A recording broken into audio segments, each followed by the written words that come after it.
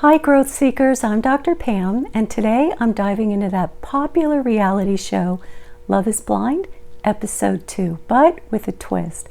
I'm going to be reacting to the dynamics between the couples, unpacking what might be really going on beneath the surface, and pointing out teachable moments. So whether you're dating or you're in a committed relationship, this video is for you. So let's just dive right in. Let's start with Stephen and Monica. A little recap, Monica and Stephen are on a date and she asks him about his last relationship.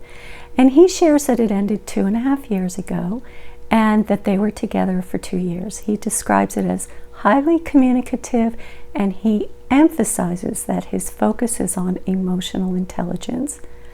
I would suggest asking follow-up questions about his strong emphasis and belief on emotional intelligence. Here's why.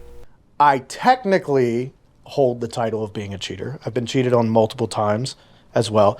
I believed that this person that I was dating at the time, I believed I didn't deserve her.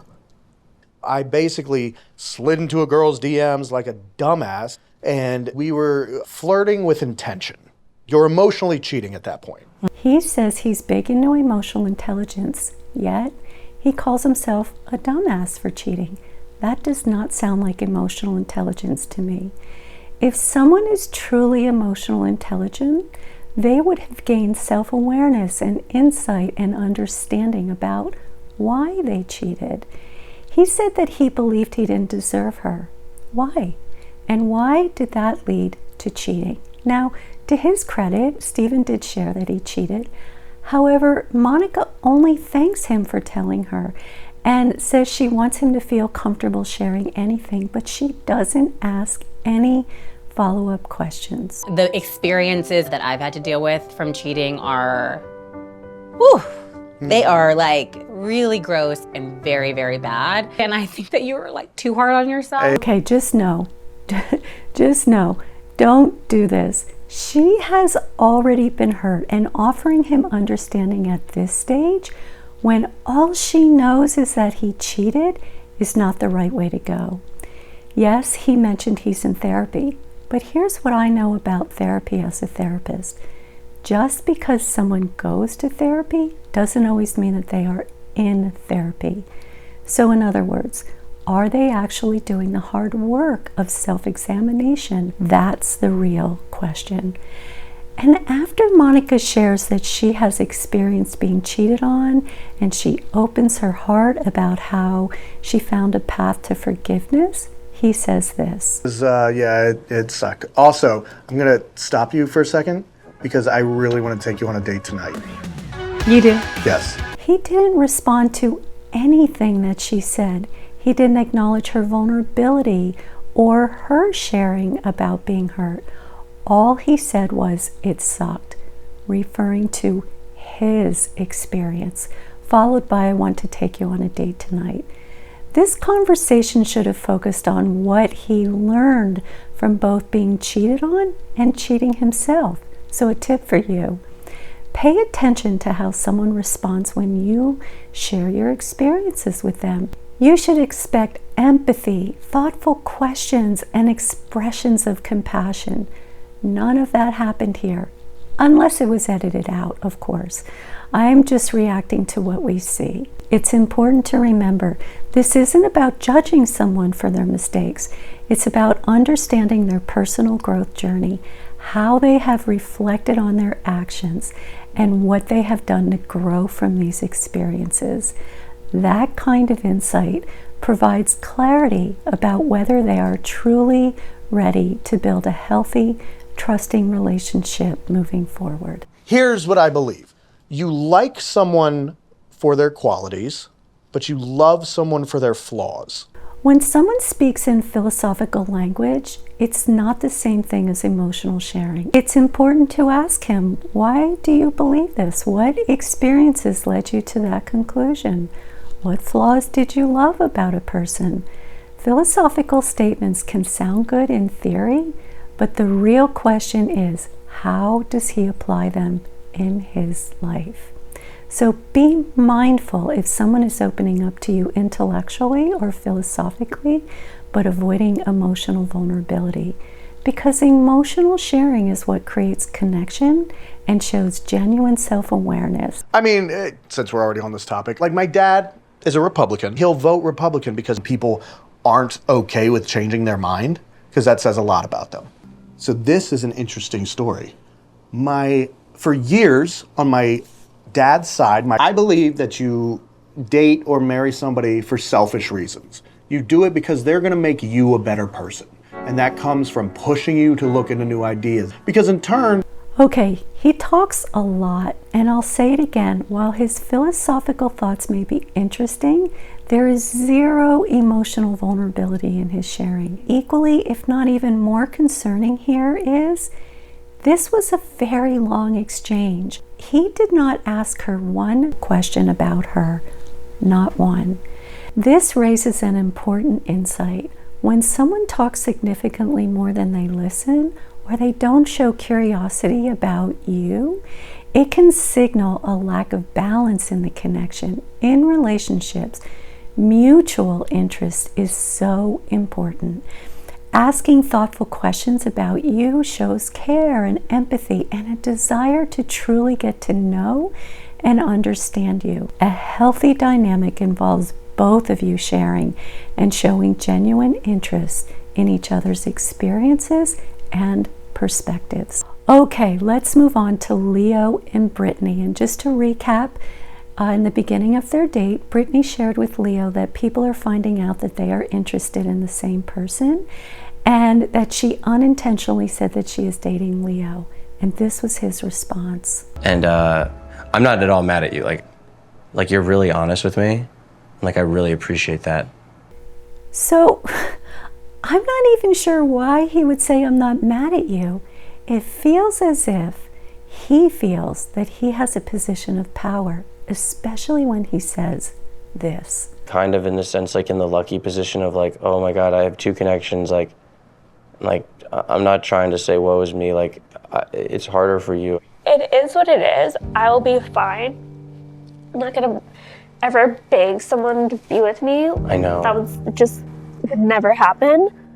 So it's just your decision to make. So what is his purpose for saying that? In a setting like Love is Blind, it is inevitable that people will find themselves interested in the same person. And then she goes on to say that she's not going to beg him, but then she leaves the decision up to him and crying about it. Like what you said was like so brave and vulnerable. I love that about you, that you're just like so open with me. Like I want you to feel like you can cry around me and everything. What if I just ghosted you? Oh my God, so heartbroken. Good. He describes her as honest and vulnerable, but in reality, she appears fragile and upset by the possibility that he won't choose her. In her frustration, she tries to gain some sense of control by suggesting, "What if I ghosted you?" And she seems pleased with the idea that he would feel heartbroken. So this moment shows a deeper truth. Vulnerability and honesty does not always mean that you are handling emotions in an emotionally mature way. And let me say this, when someone feels rejected or powerless, it's natural to seek ways to protect themselves or try to shift the dynamic. But it is important to work towards managing your emotions rather than reacting to them. She is devaluing herself by hanging in there with him, hoping he chooses her. And what is also evident here is the imbalance of power. He holds the power in this dynamic. He is the one making the choice, and she's reacting to that imbalance by grasping for a way to equalize the situation. But in reality, she is giving him all the control by saying it's your choice. Instead of suggesting ghosting, she could respond in a way that shows she values herself and her worth. She could say, "I'm realizing I want to be with someone who's clear about choosing me. If that's not you or where you are, I'm okay with stepping back." This would be creating boundaries by not giving him all the control, and it would be showing emotional maturity and true empowerment. I know you would be with a pros and cons list on each person, like, so I knew you would never just have one. You're right. You're really smart. You know, I'm very smart. you are. You know what? I bet that you, because of like your voice and what I feel like your vibe is, I feel like people assume that you're not smart, but I think like people very much so underestimate you. Oh, 100%. So that was not a compliment. While it may not have been his intention, the way he said it comes across as very insulting. She could have responded by asking for clarification, such as, what exactly are you saying about my voice?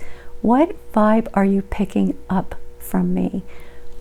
That would not only address the comment directly, but it would also invite a more meaningful and respectful conversation. I have a low-key superpower, and I feel like that's like smart. That's like actually extra smart that you're like, I'm okay with people thinking I'm dumb because now I have an advantage. Yeah. So what is happening here? He essentially told her that people think she's dumb, and she responded with a resigned yeah, which suggests she might believe that about herself. It's a reminder of how easily negative comments can shape the way we see ourselves, even when we deserve so much more kindness and self-compassion. And this could be an opportunity for her to reflect on how she views herself and whether she's allowing others to define her worth. For him, it's a chance to consider the impact of his words and whether his communication builds her up or unintentionally tears her down. Healthy relationships are built on mutual respect and lifting each other up, not reinforcing our insecurities. You see yourself being married to me? Yeah. I'll tell you one thing. Before our date today, like you were number 2, and after our date today, like God, you're like both number 1. We're both number 1. Yes. I don't know if that makes you feel good or shitty. I don't even know if I should have said that. Okay, I vote that he should not have said that. I think he believes he's trying to make her feel better, but he is completely missing the mark. His words are still coming from a place of power. For example, when he asks her, "Can you see yourself being married to me?" she responds through tears and a sad voice with, "Yeah." This raises an important question. Why? Why does she agree to that in such an emotionally vulnerable state? The insight here is that her response may not stem from genuine enthusiasm or conviction, but from a place of emotional neediness, fear of rejection, or a desire to hold on to the relationship at any cost. She's in a position of emotional vulnerability while he remains in control, directing the conversation without truly addressing her feelings. Healthy communication should involve both partners feeling seen, heard, and valued, not one person holding all the emotional cards. Okay, let's move on to Hannah and Nick. So they're on a date. Just to recap, Hannah broke it off with Nick in the last episode, but now she tells Nick that she thinks she made the wrong decision by ending it with him. He tells her that he was very hurt, and she does say that she is sorry. Then there's this. I think I hurt you because I didn't want you to hurt me, which is very selfish. Everyone was like, "Hannah, you got to end it with someone. Who you going to end it with? You should end it with Nick." And I was like, "Okay, that's what I'll do." Like, So people were telling you to end it with me, and that's what you listened to? Yeah, kind of. So that is not completely accurate. She was struggling with a gut feeling, and people were telling her to trust her gut. And I just still don't know why I don't believe him, but I feel like it's just a gut feeling. Well, because your gut feeling. It's like gut feeling, and I can't like figure it out, and I just don't like it. Now, I don't know what was going on behind the scenes, of course. I only know what they show us, but she was clear that she had a bad gut feeling about being with Nick. And that doesn't have to mean anything bad about Nick. It could just mean that she was sensing that they may not be right for each other. I think I'm like scared you're gonna like be disappointed in me or something. I don't know. You're a very confident person because you say everything right, but I feel like you're gonna really hurt me. I don't say everything right. I'm not perfect. I told you that. I'm not perfect. You're fantastic. You're gonna be a great wife. Here's the problem. They spend so much time talking about their concerns and fears about being disappointed when they meet each other, rather than really taking the time to get to know each other. It feels like, please like me, please don't hurt me, rather than let's take the time to see if we are a good match. He says that she is going to make a great wife. Why? Why does he think that? She just is taking in the compliment because she needs reassurance rather than knowing more about why he feels that way. Like, what if the reveal, you don't like what you see? Or I want you really bad. This conversation lacks real depth. The real issue is that problems can arise when you rely on your partner for constant reassurance to soothe your insecurities. And while seeking comfort from your partner is natural, constantly turning to them for validation can become a crutch that prevents you from doing your own growth work. True emotional growth comes from developing self-awareness, identifying the sources of your insecurity. Where does it come from? And learning how to manage those feelings on your own. And why does he want her really bad? She hurt him by breaking it off. What is he holding on to that he wants so bad? Just some things to consider when you're dating. Go for depth. We are all emotionally complex human beings, so go for depth in getting to know another person. Okay, let's briefly take a look at Leo and Hannah. I'm going to assume that you know who my other connection is. Like, I have such a strong connection with you. yeah. Like, it's like, I'd be lying if I said I didn't also have a really strong connection with her. He's doing it again, but this time with Hannah. He is asserting his power as the one who gets to make the choice. Where is the depth? They claim that they really know each other, and maybe the show just didn't show that part, but I don't get the sense that they really know each other. Okay, let's move on to Garrett and Taylor. So just to recap, both of them walk into the pod with a very thoughtful gift for each other. And not just thoughtful, but meaningful based on their time together in the pods. But this, what they are doing, is something for all of you who are dating to emulate. I feel very good about us. So did you have like anything like specific you wanted Questions? Years, that's kind of your timeline for children. 5 to 10 years is a very long time. I was definitely thinking sooner, but I would love to like talk to you about compromising there. Yeah. I love this because even though they have very strong feelings for each other and just shared a beautiful moment exchanging meaningful gifts, they did not let their attraction overshadow what's truly important for a relationship to be successful. Instead, they dove into important relational topics like differing timelines for having children and actively discussing it. This shows they are mature and really trying to build something solid. I love this. So when are you asking me to be your girlfriend? Taylor, would you be my girlfriend? No. No? You have 2 hours to convince me. They also balance playful humor with each other. It's not all serious as they discuss when they want to have kids and how they envision their life together. This mix of lightheartedness and meaningful conversation shows such a healthy dynamic. So the insight here is that a balance of playful humor is essential in a relationship.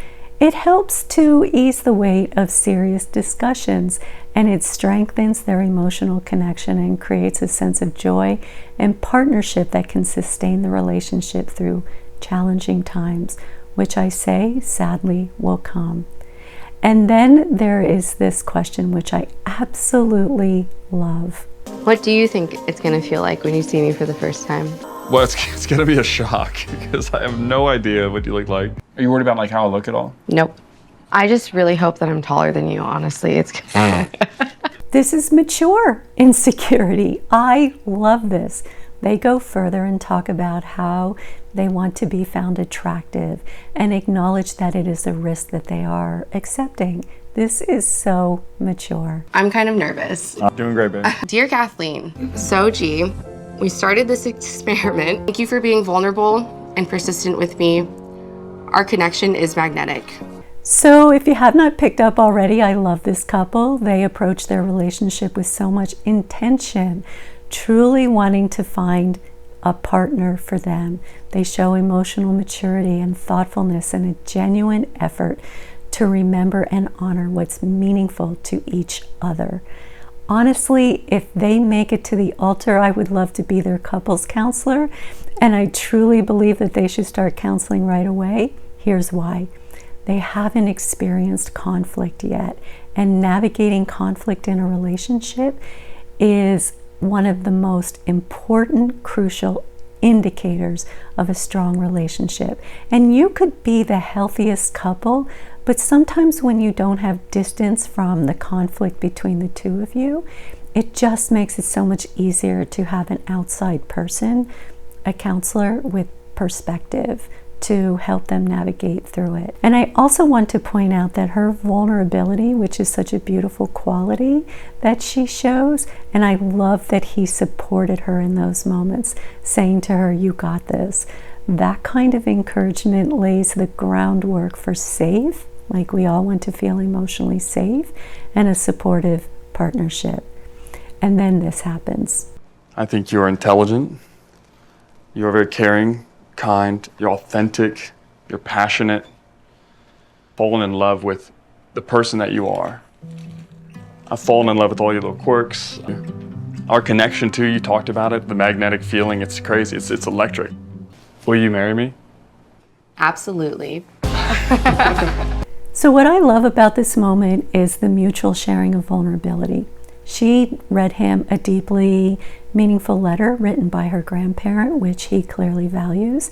And in return, he is not only proposes, but also expresses genuinely and thoughtfully all the things that he loves and values about her. It's not superficial. It's a reflection of the understanding and connection that they have built so far. And he communicates his feelings in a way that shows real emotional depth and appreciation. This was a true exchange of emotional vulnerability, and this is exactly what to look for in a relationship. Okay, let's move on to Marissa and Ramses. It's best for them. Yeah. I told you I was previously married, right? Yeah. She was like my high school sweetheart. I grew up like in a very religious home. That was one thing that really brought us together. And then like, I was married for 4.5 years, and I was just moving away from Christianity and like just like religion in general. And we tried to figure things out, but ultimately it didn't work out for us. And so. Do you still talk to your ex? No. Ramses opens up about his previous marriage, but it's an opportunity to go deeper. I would ask follow-up questions like, why do you think the marriage didn't work out? What did you learn about yourself during the marriage and after it ended? These kinds of questions can reveal valuable insight about his growth, self-awareness, and his readiness for a new relationship. And then he also shares this. I can be so empathetic, but then like with myself, like I'm just like terrible in terms of like how I critique myself. Okay. Like I never feel like it's enough. And I think like it comes from like my dad was just like very critical. I felt like whatever I did was never good enough for him. He may not realize it, and she may not realize it, but he is revealing an emotional trigger here. His tendency to be hard on himself, rooted in his father's constant criticism, suggests he might struggle with shame-based reactions. And when he shares that nothing he ever did as a kid was good enough for his dad, it's a window into a deeper emotional wound. We all have them, but this is an important moment for her to go deeper. She could ask questions like, how do you manage the lasting impact of your dad's criticism? How does it affect you in your daily life, and how does it show up in your relationships? So important to ask these questions. The insight here is that unresolved childhood dynamics often shape how we respond to challenges, how we perceive ourselves, and how we relate to others. This is often what throws couples into couples counseling. So exploring these questions can provide clarity on whether he's processed this hurt. When my parents divorced, my dad like left and didn't help at all, and it was just my mom with us 4 kids, and so we were like on welfare and really poor for a couple years. Mm-hmm. So it's likely that she struggles with an abandonment trigger because of her father leaving. However, she goes deeper and shares that despite this, there were people in her life that impacted her in positive ways. So this shows her resilience and ability to find strength in supportive relationships. She also describes herself as a giver. This could create a pattern where she gives to others at the expense of her own needs.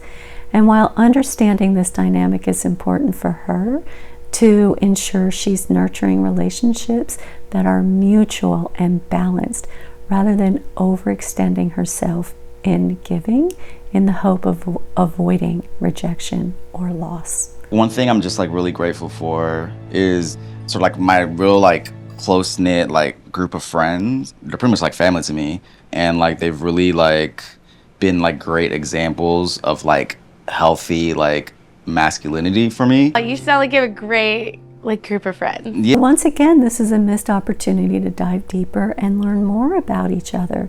He shared something meaningful, that his friends have significantly influenced who he is as a man. And instead of exploring that, she simply responds with, "Sounds like you have a great group of friends." This moment could have evolved into a meaningful conversation where they could have learned so much more about one another. She could have asked questions like, what specific qualities or values did your friends help you develop? How did those relationships shape the way you approach life and relationships today? What is something important that you've learned from them? The insight here is this: acknowledging someone's experiences is just the first step. True connection comes from showing curiosity and diving into the stories beyond their words. So by taking the conversation deeper, you're going to hear me say that a lot, they could have strengthened their understanding of each other's influences in their lives and their values and what matters most to them. Okay, let's see what we can learn from Tim and Alex. When our date ended yesterday, you had something to talk about, like with Norfolk State, like why you applied there and like only applied there. I wanted to go to Norfolk State literally to be in the band. I love that she followed up with a question that was based on their last date where they left off.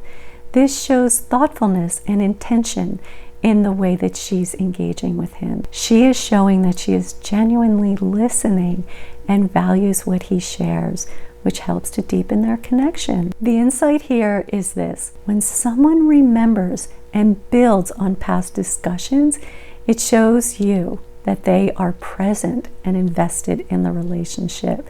That's what you want in a relationship. Yeah, I wear both of my sister's high school class rings on my necklace. Just a beautiful childhood, man. Yeah. It really was, and I wouldn't trade it for the world. Yeah. Thank you for sharing. So they engage in a lot of vulnerable sharing, and she clearly shows empathy. Her response is wonderful.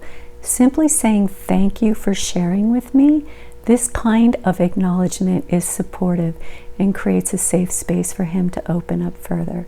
However, I know I sound like a broken record when I say this, but ask questions. He has experienced profound loss with the passing of his two sisters, a gut-wrenching experience that undoubtedly shaped him. And while this might be not the right moment to dive deeper into learning more, it's an area worth exploring when the time feels right. The insight here is this: understanding how someone processes and grows from their pain is so important in building emotional intimacy. Asking thoughtful questions such as, how has that loss influenced the way you approach life and relationships? Or, what have you learned about yourself through your grief? This can provide a window into his emotional depth and resilience while showing that she truly values his experiences. Okay, let's wrap up with Ashley and Tyler. Did write a prayer for us. So, Tyler, shut up. I'm dead serious. I wrote something. Okay. There. Prayer and spirituality are clearly so important to both of them, and he brings them closer by writing a prayer and sharing it with her before they eat. This shows his thoughtfulness and his desire to connect with her on such a deeper level through shared values. I love this, and obviously she does as well. They are showing that they are rooted together with the same values to build a meaningful connection. Yay, them. That's so sweet. Yeah, I was, So sweet. Oh my gosh. I'm like emotional. I'm sorry. Whew. There's no right way to pray, but I've always been scared to like pray out loud. I just want to like have a relationship moving forward where we're able to comfortably talk and pray with each other. Here we go. Clearly, they feel so connected in a meaningful way, and it is a wonderful start. And I'm excited to see how this relationship evolves, if it does.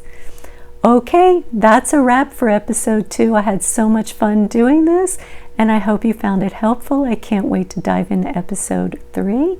So be sure to come back and check it out.